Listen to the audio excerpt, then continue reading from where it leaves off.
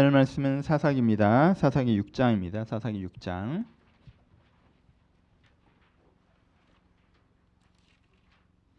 사사기 6장 1절로 24절 말씀까지인데요. 1절로 24절 말씀 좀 길긴 하지만 그래도 한번 같이 읽어보도록 하겠습니다.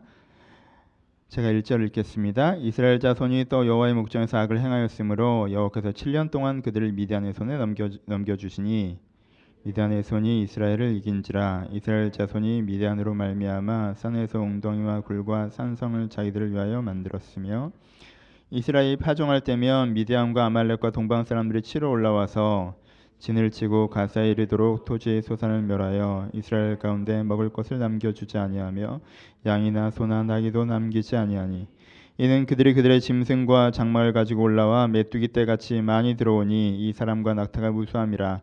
그들이 그 땅에 들어와 멸하려 하니 이스라엘이 미디안으로 말미암아 궁핍함이 심한지라. 이를 이스라엘 자손이 지었더라. 이스라엘 자손이 미디안으로 말미암아 여러 개 부르짖었으므로 여호와께서 이스라엘 자손에게 한 선지자를 보내시니 그가 그들에게 이르되 여호와께서 이같이 말씀하시기를 이스라엘 하나님 내가 너희를 애굽에서 인도하여 내며 너희를 그 종되었던 집에서 나오게 하여 애굽 사람의 손과 너희 학대하는 모든 자의 손에서 너희를 건져내고 그들을 너희 앞에 쫓아내고 그 땅을 너희에게 주었으며 내가 또 너희에게 이르기를 나는 너희 하나님 여호와니 너희가 거주하는 아모리 사람의 땅의 신들을 두려워하지 말라 하였으나 너희가 내 목소리를 듣지 아니하였느니라 하셨다 하니라. 여호와의 사자가 아비에셀 사람 요아스에게 속한 오브라에 이르러 상수리 나무 아래 앉으니라. 마침 요아스의 아들 기드온이 미디안 사람에게 알리지 아니하려 하여 밀을 포도주 틀에 타작하더니 여호와의 사자가 기드온에 나타나 이르되 큰 용사여 여호와께서 너와 함께 계시도다 하매 기드온이 그에게 대답하되 오 나의 주여 여호와께서 우리와 함께 계시면 어찌하여 모든 일이 우리에게 일어났나이까. 또 우리 조상들이 일찍이 우리에게 이르기를 여호와께서 우리를 애굽에서 올라가게 하신 것이 아니냐 한 그 모든 이적이 어디에 있나이까. 이제 여호와께서 우리를 버리사 미디안의 손으로 넘겨주셨나이다 하니 여호와께서 그를 향하여 이르시되 너는 가서 너의 힘으로 이스라엘을 미디안의 손에서 구원하라. 내가 너를 보낸 것이 아니냐 하시니라. 그러나 기드온이 그에게 대답하되 오 주여 내가 무엇으로 이스라엘을 구원하리이까. 보스 나의 집은 므낫세 중에 극히 약하고 나는 내 아버지 집에서 가장 작은 자이니이다 하니 여호와께서 그에게 이르시되 내가 반드시 너와 함께하리니 내가 미디안 사람 치기를 한 사람을 치듯이 하리라 하시니라. 기드온이 그에게 대답하여 만일 내가 주께 은혜를 얻어 싸우면 나와 말씀하신 이가 주 되시는 표징을 내게 보이소서. 내가 예물을 가지고 다시 주께로 와서 그것을 주 앞에 드리기까지 이곳에 떠나지 마시기를 원하나이다 하니 그가 이르되 내가 너의 돌아올 때까지 머무르리라 하니라. 기드온이 가서 염소 새끼 하나를 준비하고 가루 한 에바로 무교병을 만들고 고기를 소쿠리에 담고 국을 양푼에 담아 상수리 나무 아래 그에게로 가져다가 드리매 하나님의 사자가 그에게 이르되 고기와 무교병을 가져다가 이 바위 위에 넣고 국을 부으라 하니 기드온이 그대로 하니라. 여호와의 사자가 손에 잡은 지팡이 끝을 내밀어 고기와 무교병에 대니 불이 바위에서 나와 고기와 무교병을 살랐고 여호와의 사자는 떠나서 보이지 아니한지라. 기드온이 그가 여호와의 사자인 줄 알고 이르되 슬프도소이다 주 여호와여 내가 여호와의 사자를 대면하여 보았나이다 하니 여호와께서 그에게 이르되 너는 안심하라 두려워하지 말라 죽지 아니하리라 하시니라. 기드온이 여호와를 위하여 거기서 제단을 쌓고 거기를 여호와 살롬이라 하였더라. 그것이 오늘까지 아비에셀 사람에게 속한 오브라에 있더라. 아멘.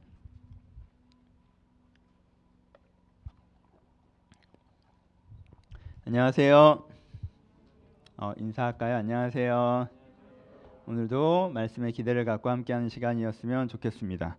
오늘은 사사기에서 기드온에 대해서 시작하도록 하겠습니다. 기드온에 대해서 3주간 말씀을 나누도록 할 텐데 기드온이라는 사람을 다시 한번 기억하는 은혜의 시간이었으면 좋겠습니다.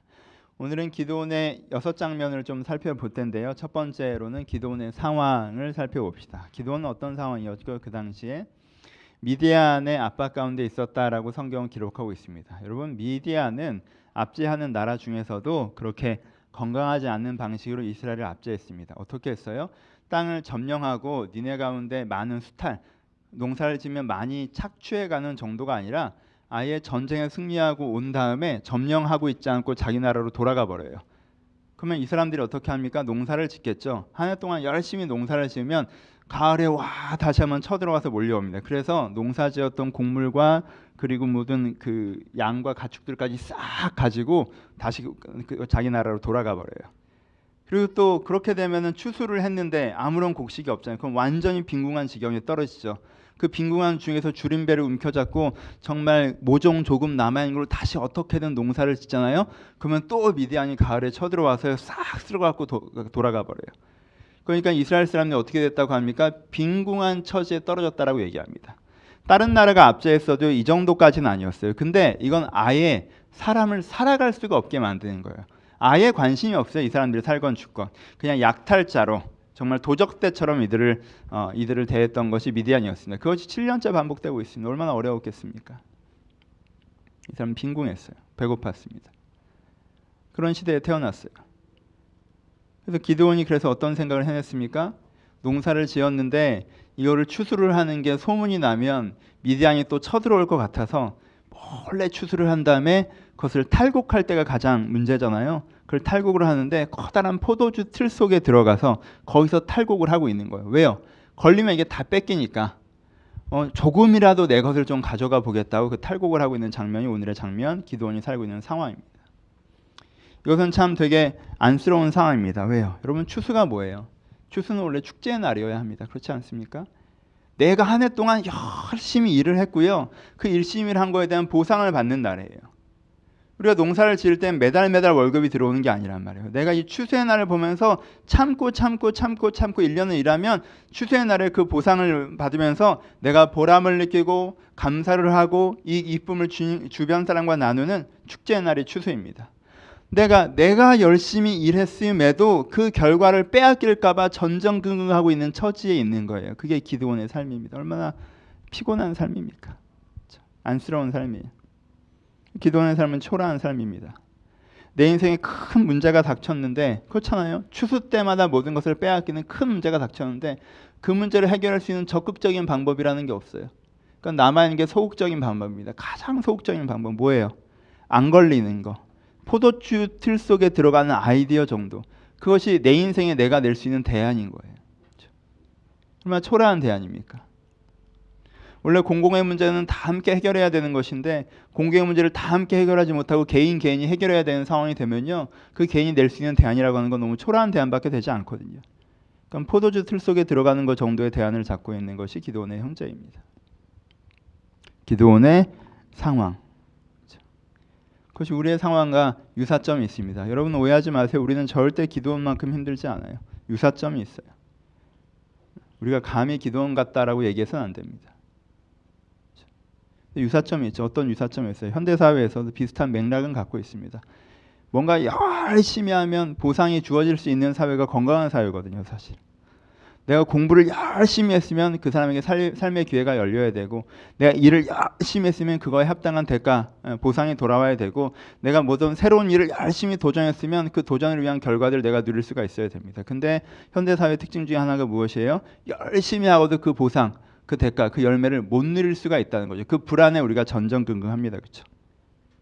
이렇게 열심히 공부하고 있는데 이것이 아무런 의미도 없게 되면 어떡하지?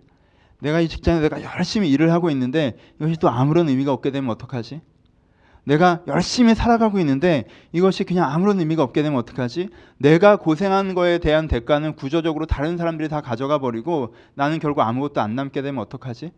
어떻게든 이것들을 좀 줄여보자 라는 그 고민들이 우리 가운데 있다는 거예요. 우리의 삶에서도 인생의 계획이라고 하면 내가 갖고 있는 인생의 계획이라는 게 내 자신을 변화시키고 내 삶을 변화시키는 이런 인생의 계획을 짜고 싶은데 이 현실에 던져지는 내 인생의 계획이라고 하는 게 너무 초라해서 포도주 틀 정도의 계획. 이렇게 하면 안 뺏길 수 있을 것 같아. 여기에 가면 조금 더 안정적일 것 같아. 거기에 들어가면 그냥 내가 원하는 보상 얼마가는 내가 챙길 수 있을 것 같아. 그럼 좀 안정적인 직장을 찾아보자. 어떠한 상황들을 좀 만들어보자. 여기에 내 돈을 넣으면 뺏기지 않을 수 있지 않을까? 그것이 인생 계획이라고 얘기해야 하는 그런 면에서 기드온의 경험과의 기드온의 상황과 유사성을 우리가 갖고 있습니다. 다시 기드온의 마음을 한번 생각해 봅시다. 이렇게 포도주 틀 속에서 타작을 하고 있는 기드온에게 한 사람이 찾아옵니다. 본문을 읽으면서 오해하지 마셔야 되는 게, 읽으면 여호와께서 그에게 말씀하시고 그가 주여 하면서 얘기하니까 하나님이 막 이렇게 임재하셔서 뭐 구름 속에서 기드온과 얘기하는 것처럼 느껴지는데, 여기는 떨기나무가 아니에요.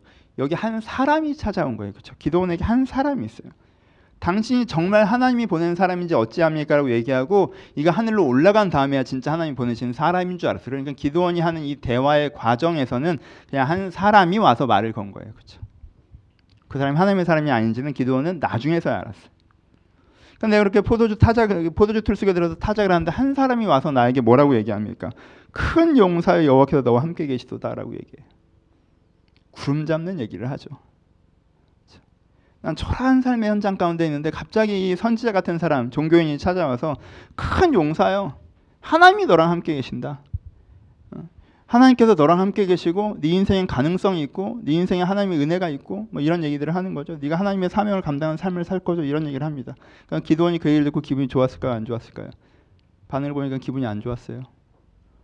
좀 아침에 이렇게 좀 멀쩡할 때 이렇게 그런 얘기 해주면 차라리 기분이 좀 좋을 텐데, 내가 지금 가장 좀 누구 보기 민망한 시기잖아요. 지금 뭐 이렇게 숨어서 이렇게 털고 있는 거니까 사실. 내가 봐도 내가 제일 초라한 때 갑자기 와서 큰 용사여 하나님 너와 함께 하신다라고 얘기해요. 기도는 이거 믿었어요? 안 믿었어요? 근데 그 말에 자극되어서 자기가 평소에 하나님에 대해서 갖고 있는 생각을 그 사람한테 얘기합니다. 기분이 안 좋았던 것 같아요. 기도원이 그 사람이 이렇게 얘기하니까 자기가 갖고 있는 하나님의 생각을 얘기하는데, 어떻게 얘기하는지 본문을 보시죠. 맨 처음에 뭐라고 얘기해요? 여호와께서 우리와 함께 하셨다면 어찌하여 이 모든 일이 우리에게 일어났나이까? 라고 얘기해요. 첫 번째 무슨 얘기예요? 난 하나님 없는 것 같은데요? 라고 얘기해요.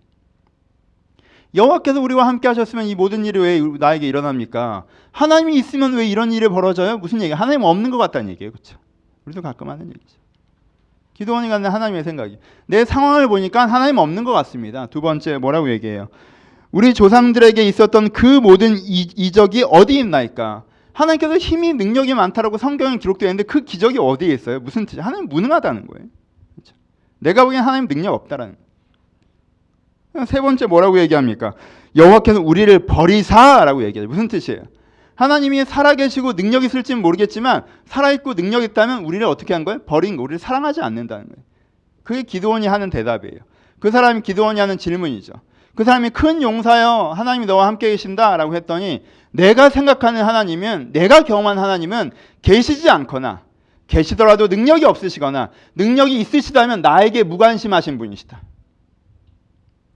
없거나 있다면 무능하거나 있고 유능한데도 이 모양 이 꼴로 내 인생을 펼쳐가는 거라면 나를 사랑하지 않는 거다.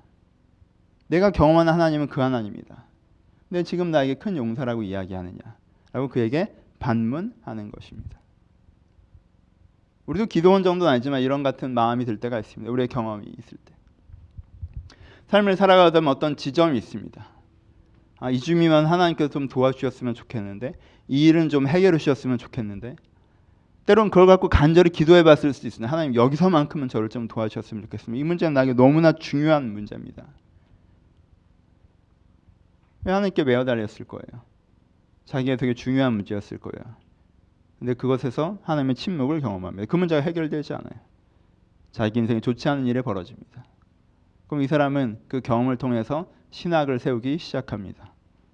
마음 가운데 이런 확신을 갖게 되죠. 하나님은 없거나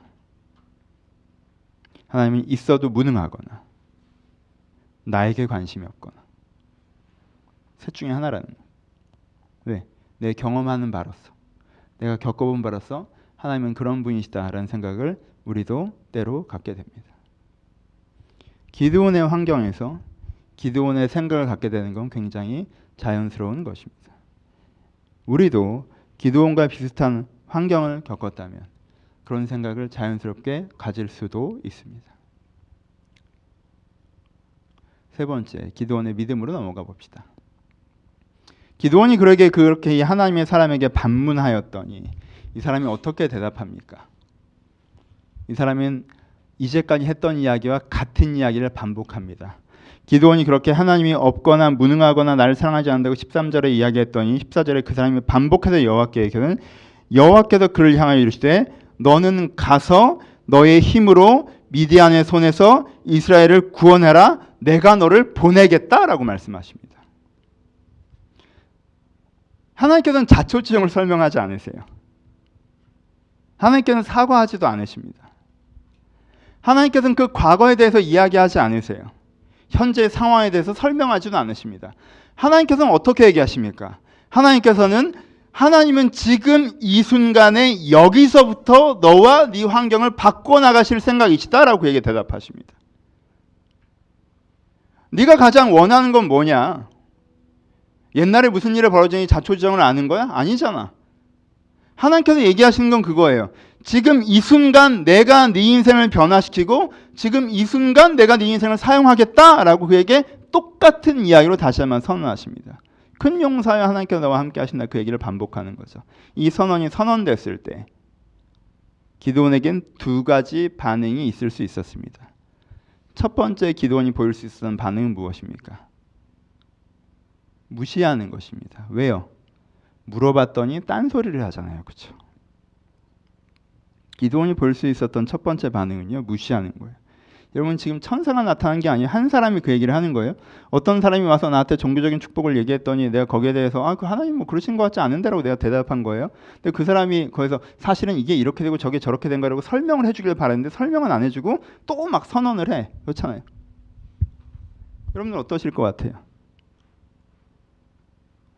여러분, 좀 다른 얘기로, 여러분들 그럴 것 같죠? 여러분, 차라리 성경이 낫지 않아요? 한 사람이 갑자기 이렇게 나타나서 뭐 큰 용사 이러는 것보다 성경이 낫지 않아? 우리도 그럴 때 있잖아요. 내가 경험하기로는 하나님은 없거나 무능하거나 나를 사랑하지 않는 것처럼 느껴지고 있는데 성경에서 하나님께서는 나를 사랑하시고 내 인생을 인도하시고 뭐 이런 말씀을 하시잖아요. 그렇죠? 그럼 내 입장에서는 사랑하시고 인도하시는데 왜 인생이 여기까지 이렇게 됐대? 뭐 올해부터 사랑하신대? 작년에 안 사랑하셨대? 작년에 내 인생 엉망이었는데? 라는 생각이 들 때, 그래서 거리감이 딱 느껴질 때, 그래서 뭔가 궁금할 때 성경에 나오는 설명이 또 반복해서 하나님은 너를 사랑하시고 그러면 그냥 좀 뭔가 자초지종을 모르겠고 설명을 안 해주고 그러니까 몰라, 그만해, 난 탈곡할래, 이렇게 할 수 있는 게 기도원의 첫 번째 반응이겠죠. 그렇죠? 무시하는 거. 왜? 난 자초지종을 듣고 싶으니까, 내 환경으로 위로받고 싶으니까. 하나님이 정말 살아계시다면 환경을 좋게 만들어. 그럼 내가 믿을게. 하나님 정말 살아계시다면 왜 이렇게 엉망으로 만들었는지 자초지종을 설명해봐. 왜 그렇게 했는지 좀 변명을 해보라고. 그럼 내가 믿을게. 라고 했는데 변명도 안 하고 위로도 안 하고 또 같은 선언을 했을 때 기드온이 볼 수 있는 첫 번째 반응은 뭐예요? 무시하는 거죠. 하던 일 계속하는 거예요. 그렇죠? 기드온이 보이는 두 번째 반응이 있어요. 기드온이 보일 수 있었던, 실제 기드온이 보였던 두 번째 반응은 무엇입니까? 실제 기드온이 보였던 두 번째 반응. 기드온은 하나님께 반문합니다. 정말 하나님께서 그렇게 원하십니까? 를 물어봐요. 기드온은 뭐라고 그래요? 당신이 정말 하나님의 사자라면 내가 지금 가서 번제물을 가져다가 당신한테 예배를 드릴 테니까 기다려달라고 얘기해요. 기드온은 뭘 해요? 이 사람, 네가 하는 말이 정말 하나님께서 그렇게 생각하신 내가 확인하고 싶다라는 쪽으로 움직여요. 기드온이 좀 이상해 보이세요? 여러분 생각해 보세요. 기드온한테 가장 중요한 게 뭐예요? 옛날에 무슨 일이 벌어진지 자초지종을 아는 거예요? 아니죠. 기드온한테 가장 중요한 게 뭐예요? 지금 이 문제가 해결되는 거예요. 그렇죠? 이 문제가 해결되는 게 기드온이 가장 원하는 거예요. 근데 기드온은 뭘 근거로 삼았을 뿐이에요. 기드온은 자초지종을 근거로 삼고 싶었을 뿐이에요. 이해되지 않았던 과거가 이해되면 내가 오늘부터 문제가 해결될 수 있다는 기대를 갖고 있을 수 있지 않을까라고 과거를 근거로 삼고 싶었을 뿐이에요. 근데 하나님께서는 다른 근거를 제시하죠. 어떤 근거를 제시하세요? 하나님 자신이라는 근거를 제시하세요. 네가 그걸 다 이해하지 못하더라도 내가 하나님이고 내가 정말 그걸 원한다면 그게 되지 않겠냐라는 근거를 제시하세요. 그리고 기드온은 그 근거 자체에 설득됩니다. 그렇죠. 하나님이 정말 원하신다면 그게 되겠죠. 그러니까 내가 자초지종은 됐고 그러면 하나님께서 정말 그걸 원하시는지 저를 점검해보고 싶어요 쪽으로 기드온이 움직여요. 이게 기드온의 두 번째 반응이에요. 여러분, 이것을 우리는 신뢰라고 부릅니다. 보세요. 사소한 것에도 신뢰는 작동합니다. 제가 잘 아는 누군가가 제가 들어주지 않을 만한 부탁을 합니다. 제가 모르는 누군가가 제가 들어주지 않을 만한 부탁을 해요. 제가 모르는 누군가가 제가 들어주지 않을 만한 부탁을 하잖아요. 그럼 전 자초지종을 물어봅니다. 왜 내가 그 일을 도와야 하는지. 그가 충분히 설득력 있는 설명을 하지 않으면 저는 그를 돕지 못하겠다라고 얘기합니다. 왜요? 전 더 중요한 일들이 있으니까. 내가 굳이 그 일을 돕지 않아도 된다고 생각해요. 근데 내가 잘 아는 누군가가 내가 잘 이해되지 않는 왜 이 일에 날 도와달라고 하지? 라는 것을 요구했을 때 저는 정말 내가 필요해? 라고만 한 번 더 물어봅니다. 아, 죄송해요. 근데 목사님 이번에 꼭 도와주셨으면 좋겠어요. 그럼 알았어, 갈게 라고 갑니다. 왜요? 나를 아는 사람이기 때문에, 나를 잘 알고 있는 사람이기 때문에, 나에게 무리한 요구를 할 사람이 아니기 때문에 얘가 이렇게 무리한 요구를 하는 거라면 분명히 내가 꼭 필요하기 때문이라는 뭐예요? 신뢰를 하는 거죠. 그렇죠? 경기를 합니다. 운동을 해도 마찬가지예요. 내가 보기에는 지금 이 순간 이런 식으로 플레이를 하는 게 더 좋을 것 같아요. 근데 감독이 다른 사인을 내립니다. 감독이 그 사람에게 자초지종을 다 설명할 수가 없습니다. 생각이 다를 수도 있어요. 근데 그 사람의 그 선수에게 뭐가 필요해요? 신뢰가 필요합니다. 저 감독이 경기 전체를 더 잘 읽고 있다. 저 감독도 이기고 싶어 한다. 나보다 더 큰 생각, 최선의 생각을 했을 것이다. 그럼 내가 다 이해되지 않아도 그래요. 목적이 같다면 그럼 내가 어떻게 할까요? 라고 물어볼 수 있습니다. 우리는 매번 자초지종을 근거로 삼고 싶어하는 경향이 있습니다. 그렇죠? 설명이 다 되면, 이해가 다 되면, 납득이 다 되면, 환경이 변하면 그때 내가 하겠습니다 라고 얘기하는 경향이 있어요. 그 근거를 쓰지 않으면 나는 반응하지 않겠습니다 라고 얘기하는 경향이 있어요. 여러분, 그래서 기독교는 믿음의 종교라고 하는 것입니다. 여러분들에게 자초지종을 다 설명하는 게 아니에요. 여러분에게 근거를 다 제시하는 게 아니에요. 여러분 환경을 다 변화시켜 놓는 게 아니에요.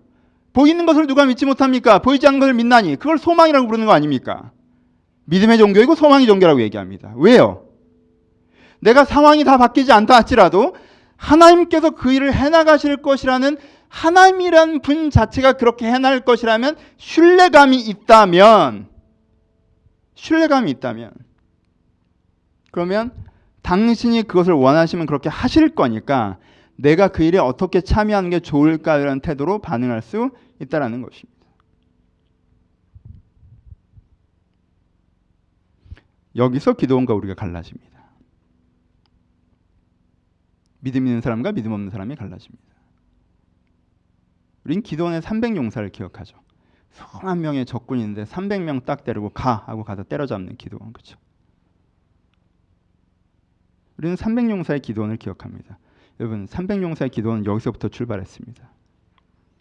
300용사의 기도원은 너무 어려운 상황에서 초라하게 자기 인생의 대안을 찾고 그것 때문에 하나님을 원망하는 마음으로 살아가는 거에서 출발했습니다. 그런데 그 기도는 왜 우리와 일반적인 삶의 행로와 다른 길을 갑니까? 굉장히 많은 사람들은 그 지점에서 난 하나님이 없는 것 같고 무능한 것 같고 나를 사랑하지 않는 것 같은데요. 정말 그렇다면 자초지종을 설명하거나 환경을 바꿔봐라고 얘기하는 그 지점에서 하나님이 그래도 나는 너를 사랑하고 네 인생을 인도할 때로 선언하실 때 선언 말고 설명이요 라고 한 다음에 그 하나님을 외면하기 때문에 그렇습니다. 믿음 말고 상황이요 라고 그 하나님을 외면하기 때문에 그렇습니다. 그렇게 믿고 시작하기보다 에이 하고 자기 하던 일을 계속하기 때문에 그렇습니다. 거기서 갈라지는 것입니다. 기독교는 믿음의 종교입니다. 여러분 믿으십니까?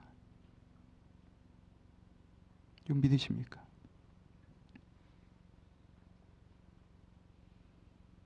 내가 믿지 않을 수 있는 수많은 경험의 근거를 가지고 내가 경험해봤더니 하나님은 그런 분이 아니시더라. 없거나 무능하거나 사랑하지 않는다.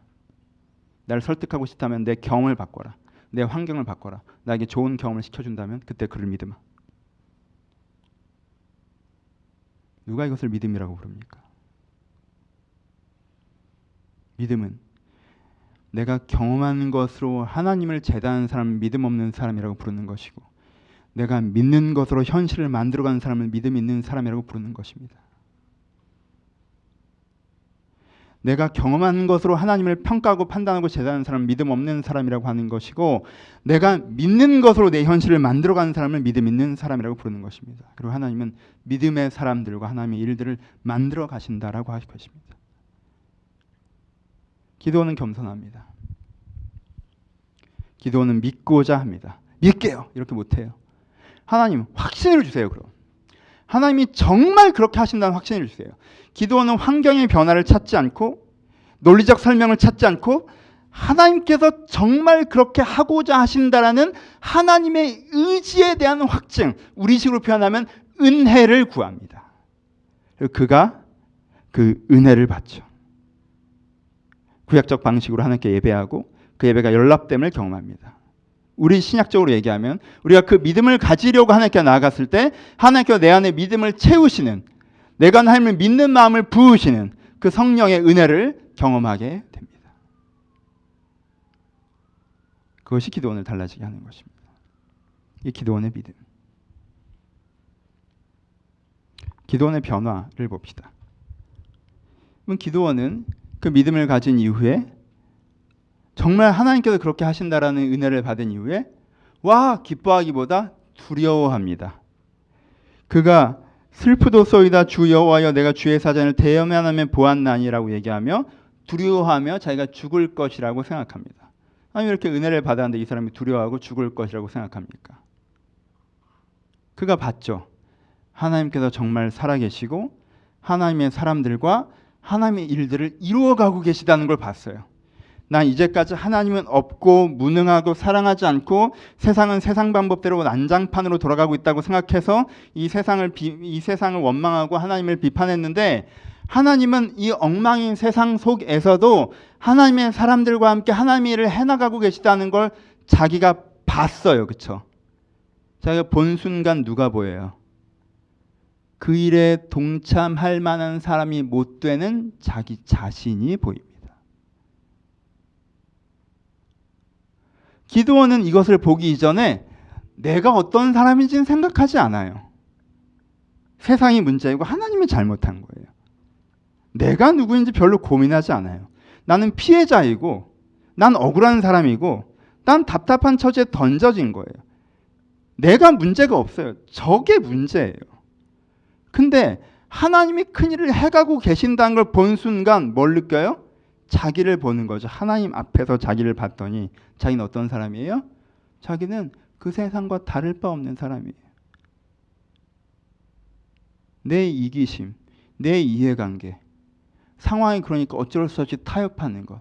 그렇게 세상 속에서 힘 있다고 와서 뺏어가는 그 낙타떼를 끌고 오는 미디안인들이나 자기나 그냥 먹고 사는 고민에 더 잘 먹고 잘 살 수 있으면 뭐든지 할 수 있는 사람으로 살아왔던 자기 자신이 보이는 거예요. 그러니까 화로다 나아요. 망하게 되었다가 되는 거예요. 정말 은혜를 받잖아요.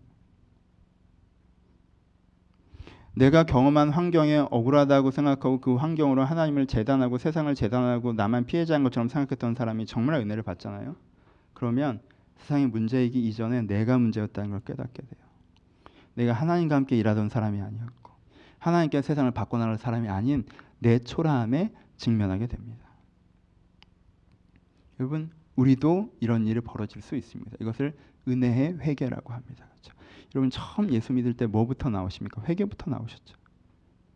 내가 그전까지 하나님이 있는지 없는지 좀 알고 싶어라는 정도의 마음으로 살아오다가 여러분들이 인격적인 만남이라고 표현하기도 하는 처음 예수 그리스도를 만나고 회심하실 때 여러분들이 뭐부터 하셨습니까? 맨 처음에 뭐부터요? 회개부터 하죠. 하나님이 진짜 계시구나라고 내가 정말 느껴졌을 때 내가 처음 나오는 게 뭐예요? 죄송합니다. 회개예요. 왜? 이 하나님 앞에서 비추어 보니까 옆 사람이랑 비춰볼 땐 내가 별 문제 없는 사람인 것처럼 느껴졌는데 하나님 앞에 비추어 보니까 내가 정말 잘못했습니다. 내가 정말 잘못 살아왔습니다. 라고 별거 아닌 것까지 엎드려 회개하는 것이 여러분들이 아마 첫 장면인 분들이 많이 계실 거예요. 그렇죠? 저도 그것이 첫 장면이었어요. 그 은혜의 빛 앞에서 내 죄됨이 드러나면서 내가 하나님 앞에서 내 죄악들을 고백하기 시작하는 것, 내가 그런 사람이 아니라고 고백하기 시작하는 것, 내가 달라지길 바라는 마음들, 그것이 우리 가운데 일어나는 변화입니다. 오늘 기도원의 마지막 장면은 그 다음 새롭게 알게 된 하나님입니다. 기도원은 그렇게 회개했을 때 하나님께서 기도원에게 뭐라고 하십니까? 걱정 마라, 네가 죽지 않을 것이다. 그냥 단지 살려준다는 얘기가 아니에요. 이제까지 했던 얘기가 연결되죠. 어떻게? 네가 생각해도 네가 문제가 많고 초라한 사람이지. 너는 문제가 많고 네 상황 앞에 넌 되게 초라한 사람이지. 아니야. 넌 하나님의 용사가 될 거야. 내가 너와 함께해서 널 들었을 거야. 너는 변화돼서 세상에 쓰임받는 사람이 될 수 있어. 라고 그에게 말해주시는 거예요. 그렇죠? 그 얘기를 듣고 기드온이 뭘 얘기하는지 아십니까? 샬롬의 하나님을 얘기합니다. 여호와 샬롬. 이 유명한 단어가 여기서 등장합니다. 샬롬의 하나님. 샬롬의 하나님은 어떤 하나님입니까? 이전까지는 샬롬, 평강이 없었어요. 평화가 없었어요. 누구와 누구 사이에 평화가 없습니까? 하나님과 기드온 사이에 평화가 없었죠. 기드온은 하나님을 오해하고 있고 하나님은 기드온에서 멀어져 있었습니다. 근데 여기에 평화가 임하죠. 하나님은 기드온을 평가하지 않고 기드온과 가까이 계셔서 기드온을 변화시켜 나가고자 하십니다. 기드온과 하나님 사이의 평화가 해결됩니다. 회복됩니다. 그리고 기드온과 삶 사이의 평화가 회복됩니다. 기드온과 삶 사이에 분쟁이 있었어요. 내가 원하지 않는 일들, 원치 않는 상황, 힘든 여건들, 내 삶과 나 자신이 항상 분쟁했던 건 기드온이었단 말이에요. 근데 내가 이제는 하나님의 사람으로서 하나님 일들을 해나갈 거예요. 그러니까는 내 삶과 나 사이의 평화가 회복되죠. 그리고 이 공동체 사이의 샬롬이, 공동체를 향해서 샬롬이 선언됩니다. 하나님께서 너를 통하여서 우리와 함께 하셔서 이 공동체를 하나님의 나라로 다시 한번 미디안을 쫓아내시고 한 나라를 세우실 것이다 라고 얘기하시는 거예요. 그래서 이제는 기드온은 샬롬의 하나님을 알게 됩니다. 여러분, 오늘 본문의 중심은 어디에 있습니까? 오늘 본문의 중심은 하나님은 없거나 무능하거나 무관심하다고 얘기했던, 그렇게 하나님을 생각했던 기드온이, 하나님을 악하거나 무능하거나 없다라고 생각했던 그 기드온이 하나님은 샬롬이시다라고 고백하는 거예요. 여호와 샬롬, 하나님을 내가 이제야 알게 됐는데 하나님은 없거나 악하거나 무관심한 분이 아니시고 하나님은 나에게 샬롬이신 분이시고 나의 삶의 샬롬이신 분이시고 이 세상의 샬롬이신 분이라는 것을 깨닫게 되는 거예요. 무엇을 통해서? 그가 자기가 갖고 있는 자기 경험을 통해서 하나님을 해석하기를 멈추고 하나님께서 정말 그러하신 분인가 믿기 시작할 때 그 믿음으로 말미암아 샬롬의 하나님을 알게 되는 이야기가 오늘의 이야기입니다. 결론부로 갑시다. 여러분들의 하나님은 어떤 분이십니까? 여러분들은 어떤 하나님을 알고 계십니까? 여러분의 마음의 중심에서 하나님은 어떤 분이라고 생각하십니까? 여러분 마음의 중심에서 간단하게 하나님께서 세상을 창조하셨고 예수가 십자가에 돌아가서 3일 만에 부활하셨고 내가 죽으니 천국에 갈 것이고 그거 믿는 거 소중한 거 저 부정하지 않으세요. 그런 객관적인 믿음 말고 지난주와 이번주 동일하게 얘기하는 거, 그런 객관적인 믿음 말고 그 믿음을 갖고 있는 것을 감사하고 축복하고 그 믿음을 지키시길 소원합니다. 근데 그럼 오늘은 그 객관적인 믿음을 말고 여러분들의 삶에 하나님이 일하실 수 있다라고 믿으십니까? 아니면 객관적으로 하나님을 믿지만 그 하나님이 지금 나와 함께 하지도 않고 나에겐 무능하며 나를 버리셨다라고 사실 마음에 생각하고 계십니까? 여러분 마음 중심에서 여러분들의 실제 여러분들의 마음에 세워놓은 그 기준에서 하나님은 내 인생에 일하셔. 하나님은 내 인생을 바꾸셔. 하나님이 나와 함께 하셔. 라고 믿으십니까? 하나님이 있는 것 믿고 구원도 믿으나 하나님께서는 내 인생에 함께하지 않으신다라고 생각하고 계십니까? 혹시 그러시다면 첫 번째, 괜찮아요. 기드온도 그랬으니까. 그거 자체에 자책하지 마시고. 두 번째, 하지만 거긴 단지 사건 하나가 있다는 걸 여러분들이 솔직히 인정하셨으면 좋겠습니다. 거기엔 단지 사건 하나가 있을 거예요. 여러분들의 내면적인 어려움이건 관계적인 문제이건 직장의 문제이건 무엇인가 이게 이렇게 되었으면 좋겠는데 그것을 원하고 소원했는데 되지 않았던 실망의 경험이 있을 거예요. 하나님이 왜 그러셨는지 저도 모르겠어요. 자초점을 우리가 다 알진 못합니다. 여러분, 그 사건이 여러분 인생을 관통하는 진리의 경험이라고 말하지 맙시다. 그 사건이 신이 누구인지 증명한 사건이며 내가 어떻게 살았는지 깨달아진 사건이라고는 말하지 맙시다. 그 사건 때문에 갖게 되는 생각과 태도와 기준이 내 인생 전체를 점령하지 않도록 막아서셔야 합니다. 여러분들이 간절했을 뿐 거기엔 분명히 좋은 사건들도 있었어요. 여전히 기억에서 밀어놨던 분, 여러분 인생에 굉장히 중요한 사건들도 있었습니다. 그 사건 하나로 인생을 다 재해석하시고 또 그것으로 하나님을 재해석하시기를 멈추셔야 합니다. 그때 왜 그러셨는지 설명하지 않으시면 나 하나님을 믿을 수가 없다. 그때 하나님이 그러셨기 때문에 하나님은 없거나 무능하거나 날 사랑하지 않는 거다. 그때 왜 그랬는지 나에게 설명을 하던가 그 문제를 해결을 해라. 그래야 난 당신과 다시 시작할 수 있다. 라는 자리에 서 계시면 우리가 하나님을 경험으로 이해하기로 결정했기 때문에 하나님이 우리 삶 가운데서 사라지는 것입니다. 여러분이 아무리 목소리를 드높여 그 이야기를 선포한다 할지라도 그것은 기도가 아니라 반역이며 믿음이 아니라 불신입니다. 결정하셔야 합니다. 그리고 은혜를 구하세요. 은혜로서 확신을 얻으십시오. 내가 내 환경을 보면 하나님께서 내 인생 일하지 않으실 것처럼 생각이 되나 내가 하나님께서 내 인생 일하신다는 말씀을 붙잡고 내가 기도하고 매어달리는 가운데 하나님께서 내 마음 가운데 네 인생에 내가 함께 할 것이고 네 인생에 내가 인도할 것이라는 하나님께서 내 마음에 확신을 주시는 그 은혜를 구하시고 그 은혜의 확신 가운데 그 확신 가운데 내가 바알의 상을 찍어내고 그 확신 가운데 내가 300명을 갖고 달려갈 때 하나님께서 그 인생 가운데 본격적으로 일하실 수 있는 것입니다. 그 믿음을 가지셔야 합니다. 말씀 마칩시다. 기독교 믿음의 종교예요. 기독교 믿음의 종교입니다. 교회적인 정보를 우리가 알아야죠. 왜 그런지 우리가 설명해야죠. 설명을 드려야 되고요. 여러분, 제가 감히 말씀드릴 건데 제가 항상 조금 지나치게 자존심 이런 게 높은 사람이지만 전 누구보다도 여러분들에게 자초지종을 설명해 드리려고 노력하는 사람인 건 아시죠? 누구보다도 성경의 맥락을 설명해 드리고 싶은 사람인 건 아시죠? 하지만 여러분, 우리는 아래에 있고 그는 위에 있습니다. 우리가 모든 걸 이해할 수 없어요. 우리가 모든 걸 이해할 수 없어요. 제 인생의 어떤 사건은 지금도 그때 왜 그러셨는지 모르겠습니다. 제 인생의 어떤 사건은 10년이 지나서야 그러신 것도 나쁘지 않았다라고 해석됩니다. 제 인생의 어떤 사건은 이제는 그러셔서 정말 다행이라고 수용됩니다. 그러니까 그 장면에서 그것을 모두 이해할 수 없어요. 하나님께서 기드온에게 자초지종을 설명하실 수 있죠. 우리는 그 자초지종을 알고 있잖아요. 하나님께서 이스라엘을 버리셨습니까? 이스라엘 하나님을 버렸습니까? 우리는 자초지종을 알고 있어요. 하지만 기드온은 그 자초지종을 모르고 있죠. 하나님 그 자초지종이 설명되는 게 중심이 아니지 않습니까?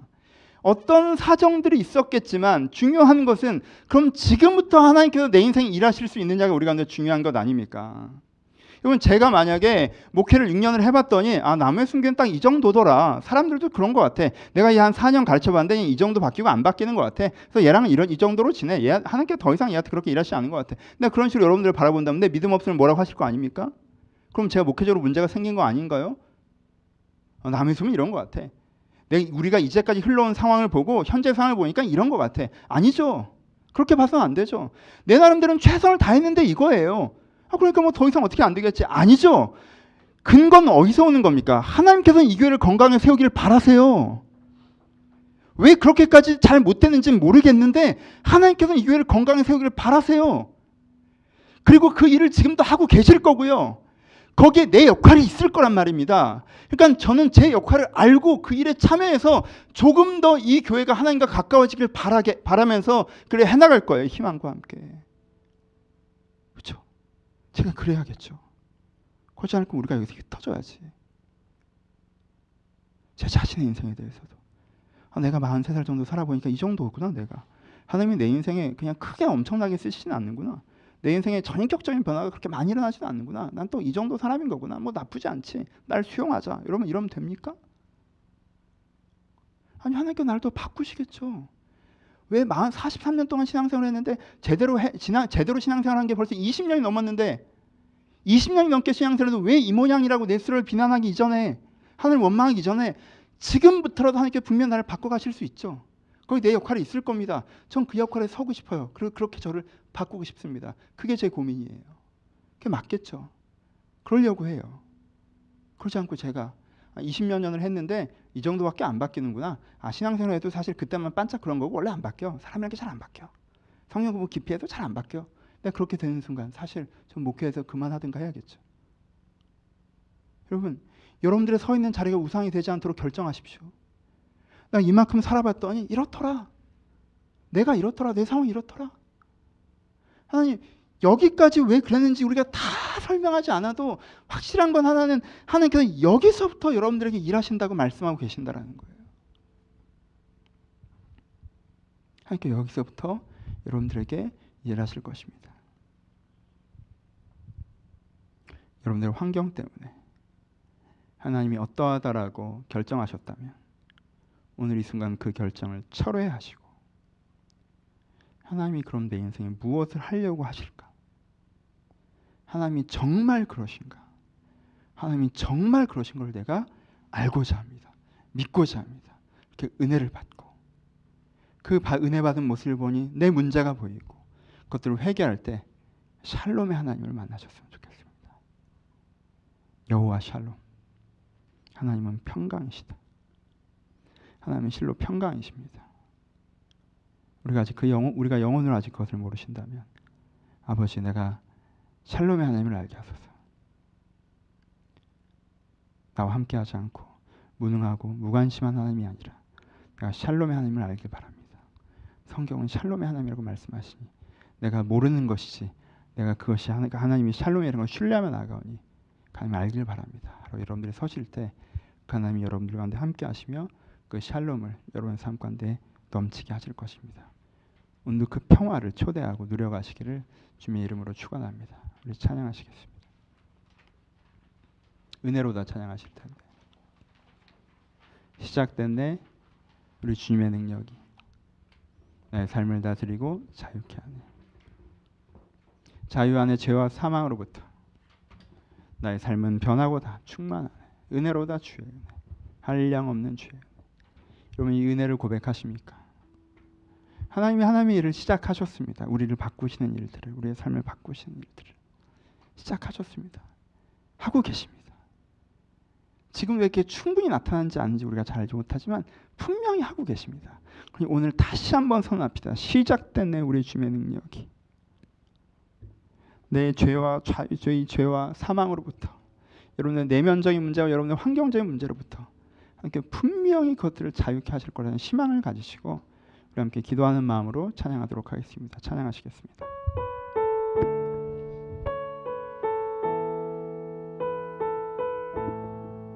시작됐네. 시작됐네. 우리 주님의 능력이 나의 삶을 다스리고 새롭게 하네. 자유 안에 죄와 사망으로부터 나의 삶은 변하고 난 충만하네. 시작됐네.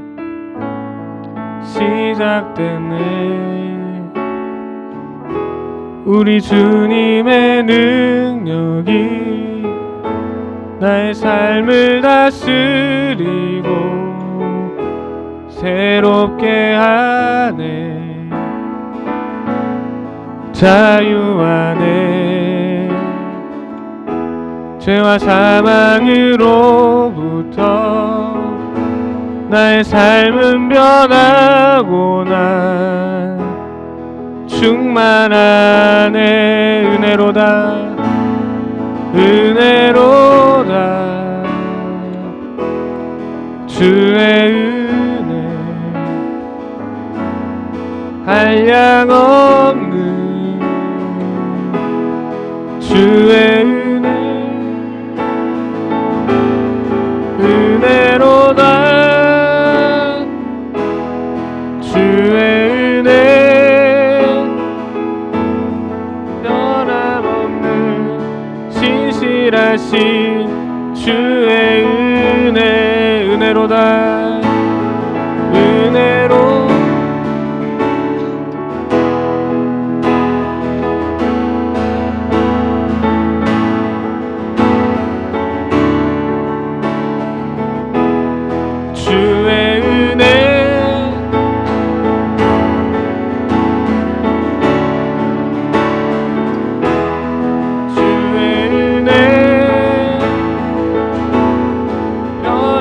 없는 신실하신 주의 은혜. 우리 두 번만 기도할 텐데, 먼저 여러분, 지금 내 삶의 상황이 초라하여서 뭔가 내 인생에 무슨 일이 안 일어날 거라고 혹시 생각하고 계시진 않습니까? 내가 살아보니까 내 상황이 초라하여서 그 초라한 환경 속에 있는 내 자신이 진짜 내 모습이신 것 같으십니까? 여러분, 하나님은 그 타작하고 있는 기드온에게 가셔서 용사여라고 부르십니다. 위대한 용사라고. 하나님이 보시는 시선은 전혀 다를 수 있어요. 여러분들은 여러분 환경 속에서 여러분들 보니까 그냥 난 요 정도인 것 같고 이렇게 보지만 하나님 보시는 시선은 다를 수 있어요. 우리가 그 기대감을 회복해야 주의 말씀을 들을 수가 있습니다. 난 그냥 이 정도가 전부이고 난 그냥 이렇게 사는 건데 뭐 하나님이 뭐 어쩌다고 하시면 그 하나님이 가짜인 것 같죠.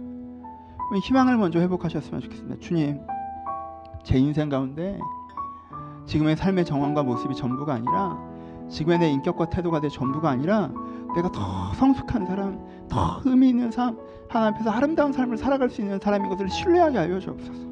내가 내 인생의 기대감을 회복하게 하시고, 내가 내 인생의 자부심을 회복하게 하시고, 내 환경으로 내 자신을 정의하지 않게 하시고, 내가 하나님의 눈으로 내 자신을 다시 한번 바라보게 해달라고 우리 첫 번째 말씀 가지고 한번 기도하시길 소원합니다. 기도하겠습니다. 아버지, 주님, 이 사람들의 눈을 열어주시옵소서. 아버지, 이 사람들의 눈을 열어주시옵소서. 지금의 나의 환경을 가지고 나를 정의하지 않게 하여, 지금의 나의 환경을 가지고 나를 정의하지 않게 하여, 지금의 나의 환경이 내 자신이 아닙니다. 하나님, 지금의 나의 환경이 내 자신이 아닙니다. 하나님, 그것이 나를 설명하는 전부가 아닙니다. 그것이 나를 정의하는 전부가 아닙니다. 지금 내가 타작하고 있는 이 모습이 내 삶의 전부가 아닙니다.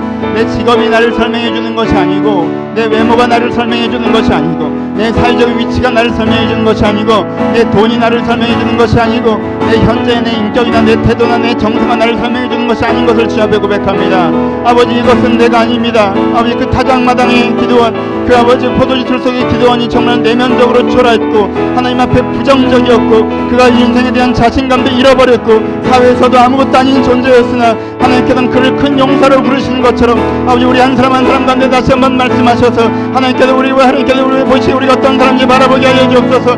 하나님께서 보시기 어떤 사람인지 우리 가운데 바라보게 하여 주옵소서. 하나님께 보시기 우리 가운데 어떤 사람인지 바라보게 하여 주옵소서. 아주 주의 시선이 우리가 회복되게 하여 주옵소서. 아주 주의 자부심이 우리 가운데 회복되게 하여 주옵소서. 나의 경험과 환경을 내 자신을 모두 해석했던 것들을 제가 내려놓게 하시오며, 여기서부터 내 인생이 어떻게 살아갈지 다시 한번 주의 눈으로 바라보는, 아주 주의 눈으로 바라보는 사람이 되게 하여 주옵소서. 아버지, 우리의 눈을 열게 하여 주옵소서. 우리의 마음을 열게 하여 주옵소서. 하나님께서 함께 하시면 우리의 마음과 눈들이 열려지겠사오니, 주여, 우리 가운데 함께 하여 우리의 마음과 눈이 하나님의 안에서 열려질 수 있도록, 우리의 마음과 눈이 하나님에서 열려질 수 있도록, 주여, 우리의 마음과 눈이 하나님에서 열려질 수 있도록, 내가 다시 한번 하나님으로 나를 바라볼 수 있도록 큰 용사여 주님께서 나와 함께 하실 것이다. 내가 너를 떠나지 않고 버리지 않을 거는 그 말씀, 내가 너를 사용하시려는 그 말씀 우리 가운데 들려주셔서 아버지, 비참하고 초라해 보이는 내 환경이 내 모습이 아니라 하나님께 부르신 내 모습이 내 운이 깨달아라. 그 사명으로 다시 한번 일어서서 내 인생을 걸어간 자가 될 수 있도록 주여 저를 돌보시긴 다시 함께 해주셔서, 아버지여, 더 믿음이 우리 가운데 필요합니다. 더 신뢰가 우리 가운데 필요합니다. 나이를 먹어갈수록 이런 신뢰를 하기가 더 어렵사오니 주여 우리를 붙잡아 주옵소서. 주여 우리를 붙잡아 주옵소서. 주여 우리를 붙잡아 주옵소서. 주여 우리를 붙잡아 주옵소서. 주님 우리를 붙잡아 주옵소서. 주님 우리를 붙잡아 주옵소서. 주님 우리를 붙잡아 주옵소서. 아버지, 내 자신이 것이 되지 않도록 주여 저를 돌보시긴 다시 함께 해주옵소서. 아버지, 그렇게 되지 않도록 함께 해주옵소서.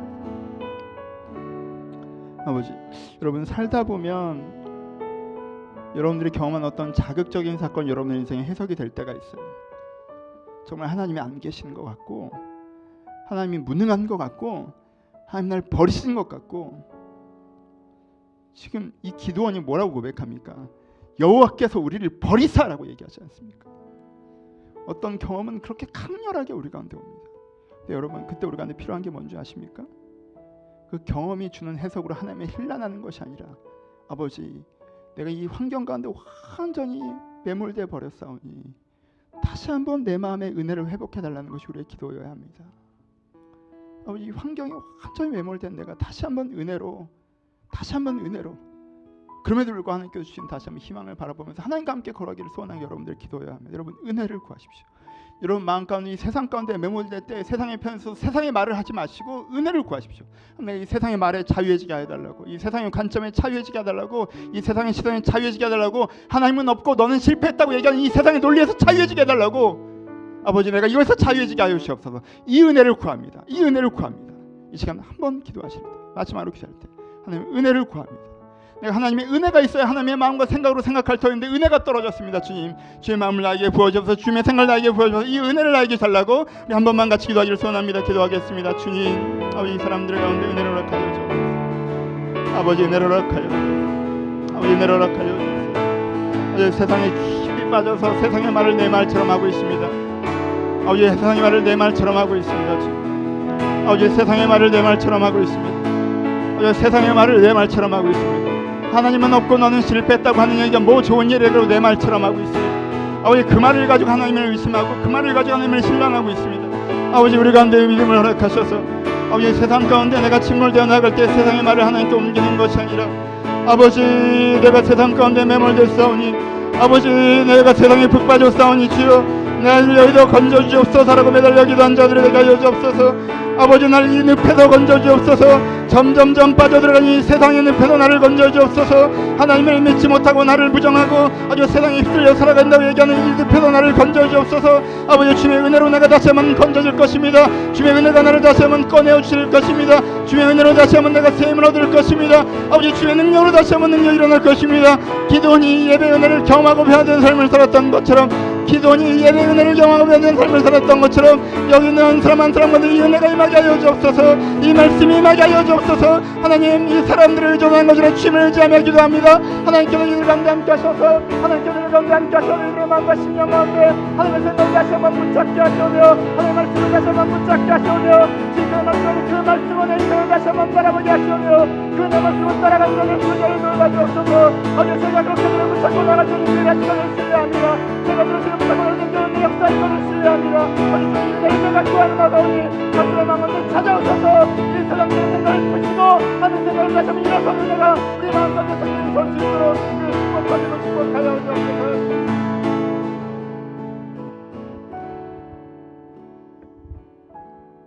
아버지, 내 마음에 세상도 이야기하고 하나님도 이야기하시는데 세상 이야기는 왜 이렇게 깊게 들어오는지, 그것이 내 생각인 것처럼 내 마음과 생각과 감정까지 주관하며 그 세상의 말을 내 입술에 달아 하나님을 없다 하며 하나님을 무능하다 하며 하나님이 나를 버리셨다 하며 하나님과 상관없는 초라한 삶을 사는 게 맞다라고 이야기하는 그런 세상에 빠져있는 나를 구원하여 주옵소서. 아버지, 기드온도 우리와 같은 자리에 서 있었는데 그에게 그저 한 사람이 찾아왔을 뿐인데 기드온은 그 말씀에 귀 기울였습니다. 지금은 성경이 나를 찾아오고 있는데 내 이 성경 말씀에 귀 기울이게 하시고 내가 정말 그러한가라고 고민하게 하시고 정말 그러하심을 하나님께 나에게 깨닫게 하시면 그 은혜 붙잡고 세상이 어찌하건 내가 세상에서 하나님과 함께 걸어가는 사람이 될 수 있도록, 하나님께서 전정으로 내 인생에 일하신 것을 경험하는 사람이 될 수 있도록 한 사람 한 사람을 축복하여 주옵소서. 아버지, 제가 자주 복음을 설명하려 했으나, 제가 자주 성도들을 납득시키려 했으나 아무리 설명하여도 우리가 환경을 붙잡고 있는 한 환경이 좋아지기 전까지 믿음이 생기지 않고 환경이 좋아진 다음에 생긴 믿음은 믿음이 아닐진데 우리가 믿음 없는 자로 주님 앞에서 멀어지지 않게 하시고 믿음 있는 자로 주님과 함께 서서 구원받는 주님의 백성 될 수 있도록 우리를 축복하여 주옵소서. 이제 우리 예수 그리스도의 은혜와 하나님 아버지의 사랑하심과 성령님의 교통하심이 하나님을 믿어 내 인생이 구원받기 소원하는 모든 심령 가운데 이제로부터 영원토록 함께 있을지어다. 아멘.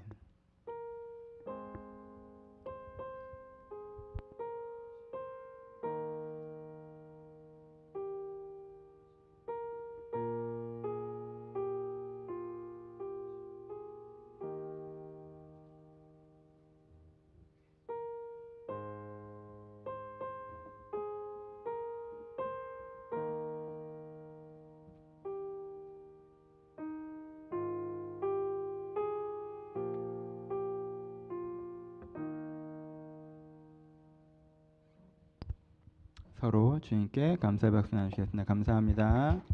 감사합니다.